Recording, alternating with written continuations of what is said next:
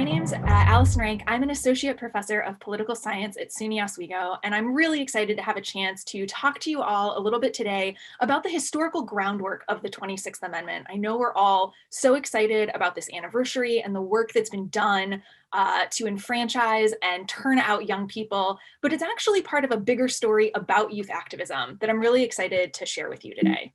So one of the things that it's important to know is that getting an enfranchisement and access to the franchise for young people actually had to overcome this really deep-seated understanding of young voters as dangerous. So I have this quotation here from Representative Emanuel Seller from 1944, where he says, "Many countries that make the most of their youth movements and several of the countries that I have named that have teenage voting, particularly Italy, the Argentine, Germany, and Spain, are the least liberty-loving.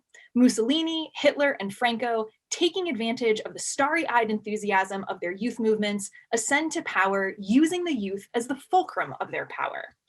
And that position continues 10 years later in an editorial from the New York Times, where, speaking against youth enfranchisement, they write, "Many factors contributed to the rise of the simplifying tyrants of our age, but the greatest factor that enabled Lenin, Mussolini, Hitler, and Mao Zedong to ride to power was their success in capturing and misusing the youth of their countries, especially among the student groups whose book learning had not yet been tempered by practical experience. It is significant that the great majority of the democracies have kept the voting age at 21 or higher." But 14 years later, the New York Times editorial board has changed their tune.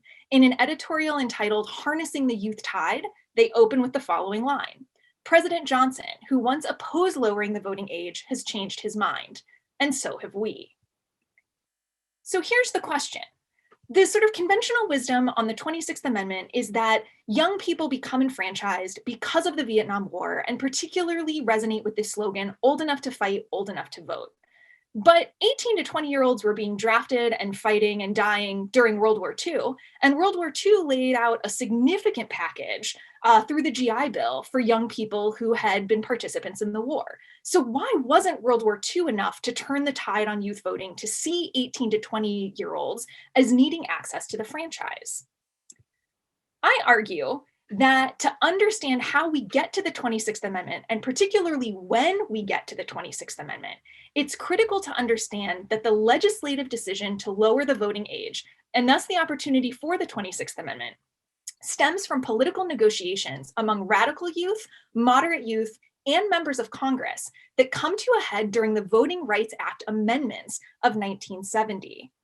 So I'm going to take us back a little bit. This picture may be familiar to some of you. It's a picture of the original free speech movement protest on the UC Berkeley campus. One of the things to keep in mind is that when you think about the 1960s, it's easy to think that student protests were everywhere, that so many students were involved.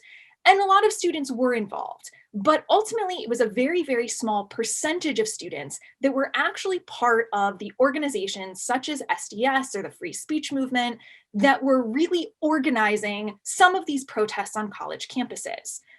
But what these activists discovered was that a small, highly dedicated group could begin a protest that was explicitly designed to elicit a response from their college administration, to bring some sort of crackdown on those engaged in the protest. And once that happened, moderate young people, their fellow students who hadn't been interested in joining the protest initially, would come on board, not because of the original issue that was being protested, but because they wanted to object to what they saw as a curtailment of student free speech and of student political expression.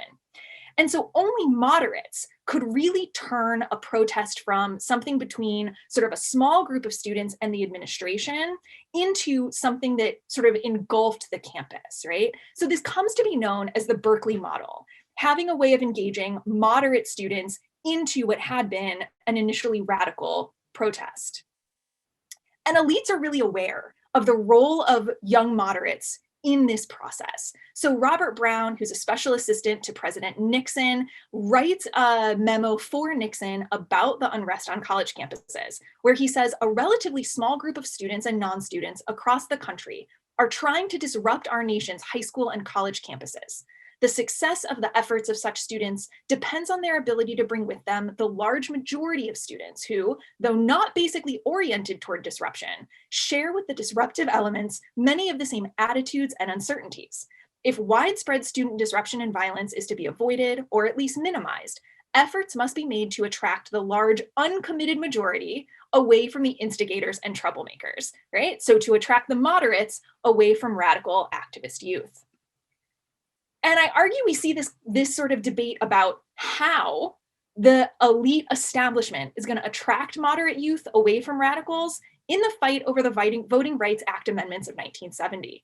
So during this fight over the Voting Rights Act amendments, Mansfield proposes an amendment that'll lower the voting age to 18. And the debate goes a little bit differently than you might expect from the conventional wisdom. Vietnam gets mentioned, but not as often as you would think. And in fact, 3 times as frequently, there are references to the types of quotations that I have here, that extending the franchise to youth will be a pressure valve, right? It'll let off some sort of pressure that's building up among youth, that it creates a means to find meaningful political outlets outside of demonstrations, that it creates a signal from their elders, and it demonstrates to our young men and women that their voices and hopes are not going unheeded by public officials. In other words, it's a Berkeley model for the establishment. Right? It's the establishment saying, young people, you think that there's a problem with the system, come on board with us and help us figure out how to fix it. So Nixon signs the Voting Rights Act of 1970, but there's still a question. Does Congress have jurisdiction to lower the voting age, right? Why aren't we celebrating the 1970 Voting Rights Amendments? It's because many thought at the time the answer was no. The Constitution gives states the jurisdiction over election laws. Many, including Nixon, expect this part of the Voting Rights Act to be struck down as unconstitutional. Idaho, Arizona, Texas, and Oregon all sue. So this is where we get the court case Oregon v. Mitchell. And in a decision issued on December 21st, 1970, the Supreme Court holds that Congress can lower the voting age, but only for federal elections. So suddenly we're less than a year out from a presidential election, and election administrators around the country now need to create a 2-tiered balloting system so that there's one set of ballots for 18 to 20-year-olds and one set of ballots for everyone else. So one ballot would only have federal elections on it, and one would have all elections. The solution is the 26th Amendment. So part of why we get to the 26th Amendment is actually an administrative question. Congress lowers the voting age, but it only applies to federal elections. And in order to make sure essentially that electoral administration works for the 1972 presidential elections, that election cycle, a number of states get together and decide that they're going to push through this new amendment to fully lower the voting rights age. So when you think about youth voting rights and the 26th Amendment, I hope you'll keep in mind sort of the strategy behind it, how deep that strategy went, and the way in which young people were sort of critical in thinking through strategies to attract moderate youth, that they actually in some ways created a strategy that political elites themselves had to ape in order to create the 26th Amendment. Thanks so much. I hope everyone has a great conference.